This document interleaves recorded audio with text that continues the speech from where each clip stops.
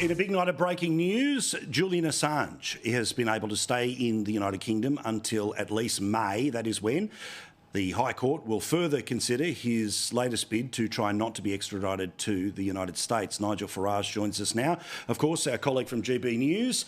Yet again, a delay. Your thoughts? Yeah, I've met Julian Assange. I went to see him in the embassy a few years ago.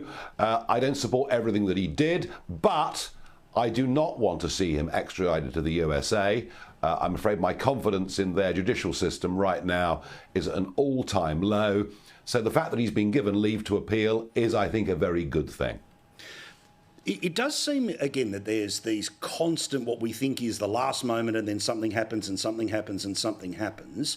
What do you think the mood is amongst the general populace here? Because he's a figure who has changed and over the years about whether he was an anarchist or a journalist or a politician or all of these things. And understandably, when you're faced with going off to the United States after dumping their military secrets, you'll do anything to keep yourself out of jail. But do normal people think, OK, time served, that's it? I think normal people are confused by the whole thing. They're not sure what to believe or what to think. But I do think in this country there is still very much a sense of fair play, you know, and the idea that if he goes off to America, gets a trial that is frankly completely one-sided and then some ridiculous sentence like 200 years in prison. No, I think most fair-minded people would say whatever he's done right, whatever he's done wrong, we should be able to deal with it here in this country. And you know what? He's been stuck in Belmarsh. He's been stuck now for years in that high security prison. I mean, how much more punishment does he deserve? Let's talk about Donald Trump, of course, going from having to pay $500 million today for it now being dropped down, and he gets another 10 days, I think, before it's $155 million. All of the circumstances around what this situation is, to me, seems utterly disproportionate, especially when you have to pay the fine despite the fact that you're appealing the case. That, again, is truly astonishing, you know, and I repeat the point about Julian Assange. Just look at the way Letitia James has behaved. Elected, saying, I'm going to go after Donald Trump.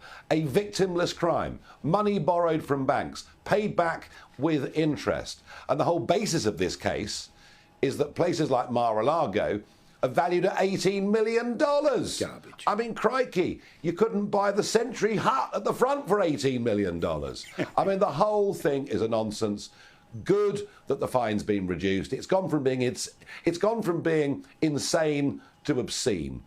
It still is absolutely dreadful that he has to pay over this money. And as you say, you know, what is the point of an appeals process if you have to be punished first, even before you can appeal? Well, I mean, literally, we're talking about that on both sides of the pond right now. And then there's, of course, the lefty freak out. No surprise that they all decided to go nuts because, look, basically, you know, they'd love to see, a public flogging of the bloke. Here's what they said today. I don't even know if I care what the process is that these judges are arriving at. Whatever it is, it's flawed. I can tell you that much. I mean, David put it well. This is a different process for this person. We have decided that he gets his own private court of justice. He has a private plane. He has private clubs that he lives in. You know, apparently, you know, he basically fashioned himself his own private militia to try to take over the Capitol. You know, now he's getting his own private system of justice. This is an absolute travesty. It would not happen for anybody else. Anybody else, it would be like, sorry, buddy, you lost, pay up. For him, he gets his own set of rules. Yeah, because the New York justice system is so pro-Trump.